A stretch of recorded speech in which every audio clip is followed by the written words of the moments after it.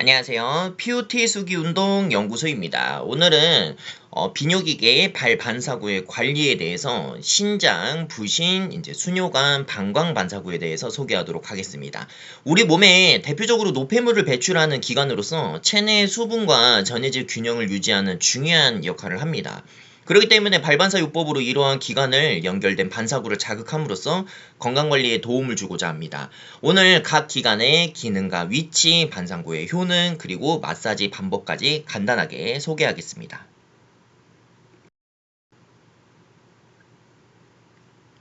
그래서 이제 비뇨기계 발 반사구의 이해를 보면은 이제 비뇨기의 역할은 아까 말씀드렸듯이 체내의 노폐물을 대표적으로 배출합니다. 그래서 이제 필터 역할을 하는 그런 역할을 하고, 그다음에 수분과 전해질 균형을 또 조절을 하면서 여름철에 이제 수분 조절, 즉 탈수를 예방하기 위해서 작용합니다.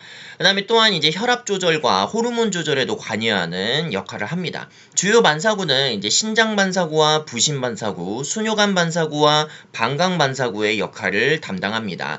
발바닥에는 신체 기관과 연관된 반사구들이 전신에 존재하며 건강관리의 목적으로 많이 활용됩니다. 하지만 이러한 반사구들도 우리가 맹신하면서 하면 안 되고, 진단을 받을 경우에는 의료기관에 상담을 해주셔야 될 필요성이 있습니다. 그렇기 때문에 오늘 말씀드리는 발반사요법은 보완대체의학적인 관점으로 해서 자연 치유적인 관점으로 한번 살펴보는 것이 좋습니다.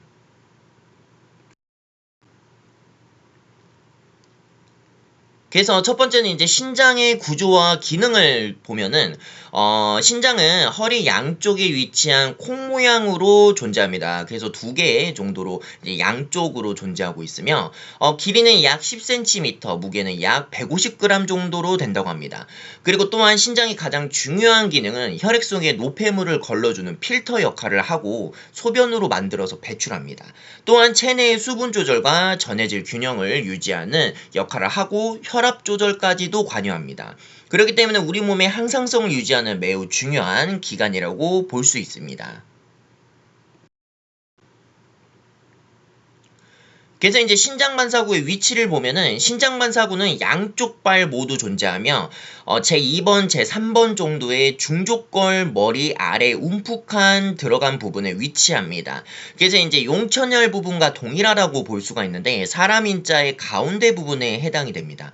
이 반사구는 수뇨관, 방관, 부신반사구와 밀접하게 연결되어 있어 실제 우리가 신장반사구를 먼저 자극한 후에 수뇨관과 방광반사구 순서로 이제 마사지 하면은 보다 자연스러운 자극으로 우리 테크닉 순서를 만들 수가 있습니다.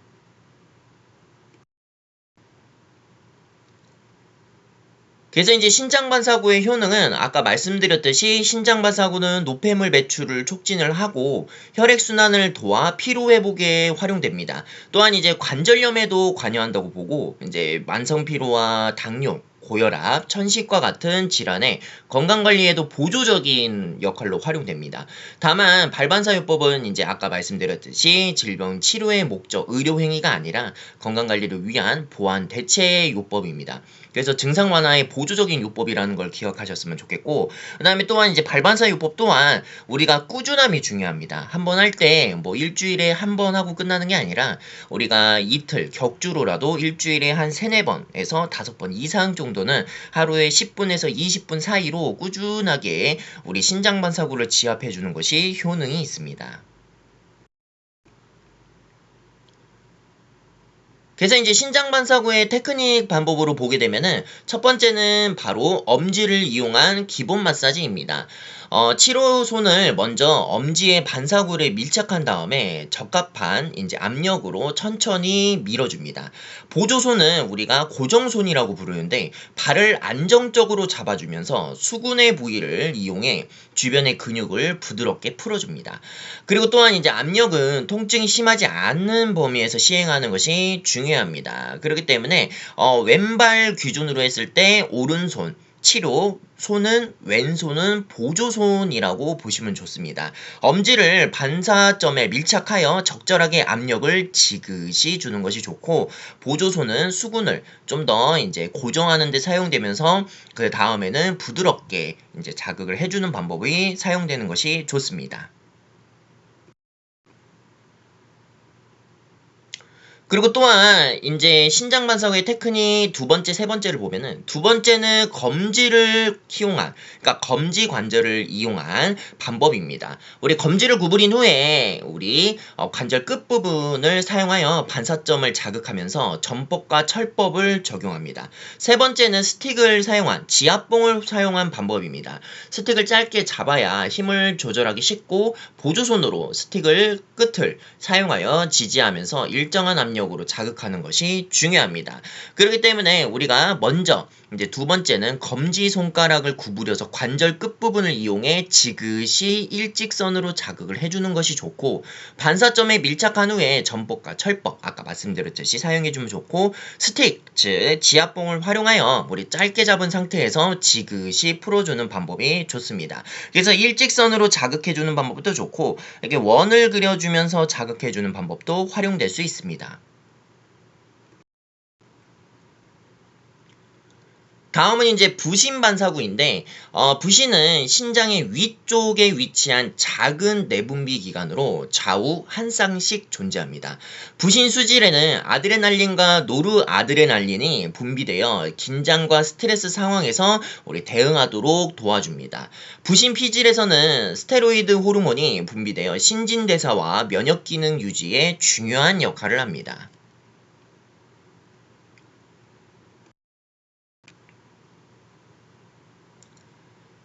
그래서 우리가 이제 부신반사구의 위치를 제가 설명을 해드리면은, 부신반사구는 우리 신장의 바로 위쪽에 위치한다고 해서 우리 신장반사구 바로 위에 존재합니다. 그래서 우리 테크닉 방법을 적용할 때에는 우리가 먼저 이 신장반사구의 위치를 파악해 주는 게 좋고, 그 다음에 우리가 신장반사구를 이제 자극해 주는 것이 좋습니다. 그 다음에 또한 이제 부신반사구도 같이 이제 자극을 해주시면은 도움이 될 수 있습니다. 그래서 신장과 부신은 같이 자극해 주는 것이 좋다라고 볼 수 있고, 그 다음에 부신반사구는 호르몬 균형과 그 다음에 스트레스 완화에 도움을 줄 수 있으며, 또한 이제 천식과 관절염, 알레르기 관리에도 보조적으로 활용됩니다. 마사지 방법은 신장반사구에 동일하게 그 다음에 검지의 관절 끝부분, 그 다음에 지압봉을 이용하여 적절한 압력으로 자극해 줄 수 있습니다. 다음은 이제 수뇨관을 볼 수 있습니다. 수뇨관의 구조와 기능을 먼저 보면은, 신장에서 생성된 이제 소변을 이제 수뇨관을 거쳐 방광 쪽으로 이동시키는 통로입니다. 길이는 약 25에서 30cm 정도 된다고 하면 좌우 한 쌍씩 존재합니다. 수뇨관이 기능이 원활하지 않으면 소변이 정체되어 요로 감염이나 결석의 문제가 발생할 수 있습니다. 그래서 이제 수뇨관의 반사구 위치를 보면은, 수뇨관 반사구는 발 중앙에서 활 모양으로 이어지는 형태를 가지고 있습니다. 신장 반사구와 방광 반사구를 연결하는 구간으로서 우리 마사지에도 신장 반사구를 시작하여 우리 수뇨관을 따라서 방광 방향으로 진행하는 것이 일반적으로 활용됩니다.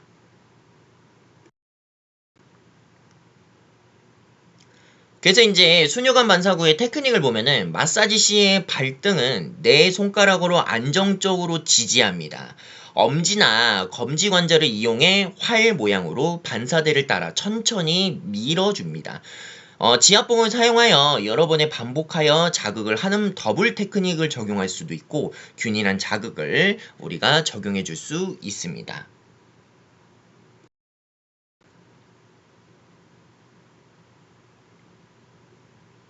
그래서 이제 방광의 구조와 기능을 보면은, 방광은 골반 안에 위치한 근육성 기관으로 소변을 저장하는 역할을 합니다.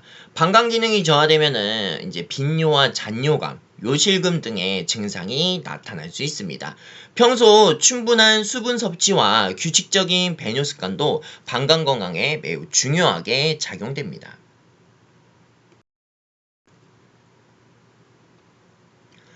그래서 이제 방광반사구의 위치 및 효능을 보면은, 방광반사구는 발 안쪽 주상골과 그 다음에 우리 거골 쪽에 이제 위치한, 거종골이 아니라 거골 쪽에 위치한 부분에 위치하고 있습니다. 거골이라고 하면은 이제 발꿈치뼈 이제 종골이라고 하는데 우리 그 부분에 위치한다고 볼 수 있습니다. 그래서 이제 우리가 이제 칼카니우스, 그러니까 지금은 어떻게 표현되는지 모르는데 저희 때는 해부학적 용어로 발 뒤꿈치뼈라고 했습니다. 근데 이게 거골, 종골 뭐 이렇게 표현되기도 하고 아무튼 이제 표현상에서 이제 정확한 거는 이제 발 뒤꿈치에 바로 위쪽에 이제 온폭 들어간 이 부분의 안쪽에 위치하고 있다라는 걸 파악하면 좋습니다. 그래서 이 반사구는 방광건강관리와 요식을 예방, 그 다음에 방광염 예방에도 보조적으로 활용됩니다. 그래서 비뇨기계 반사구의 마지막 단계로 자극하면 전체적인 순환에 마무리하는 데 도움이 됩니다. 그래서 우리가 먼저 처음에 시작할 거는 우리가 먼저 신장과 부신 반사구를 먼저 처음에 시작을 하고 그 다음에 수뇨관을 따라서 방광으로 마무리하는 이 테크닉을 순서대로 하면은 노폐물 배출, 그 다음에 우리가 요실금이나 그 다음에 우리가 방광염 같은 이런 질환들을 보조적으로 좀 더 접근할 수 있는 방법으로 활용하는데 우리가 테크닉 방법으로서 이제 적합합니다.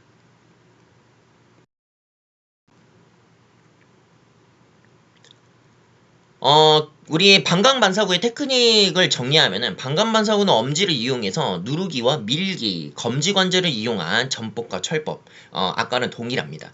그리고 이제 2에서 3초 정도에 유지하는 압박법을 작용할 수 있습니다. 오늘은 이제 신장, 그 다음에 부신, 수뇨관, 방광반사구의 위치와 그 다음에 기능, 그 다음에 마사지 방법에 대해서 간단하게 소개를 해드렸습니다. 그래서 오늘 배웠던 내용을 이제 나중에 영상으로 만들어서 테크닉 방법을 한번 소개하도록 하겠습니다. 비뇨기계 반사구를 노폐물 배출과 체내 균형을 유지하는 데 도움을 주는 건강관리 방법으로서 활용될 수 있지만 이제 아까 말씀드렸듯이 치료에 대신 사용하는 것은 아닙니다. 올바른 위치와 적절한 압력을 사용하여 보조적인 방법으로 안전하게 적용하는 것이 중요합니다. 오늘 배웠던 내용은 우리가 참고도서인 발반사학 테크닉의 내용을 우리 적용한 내용입니다.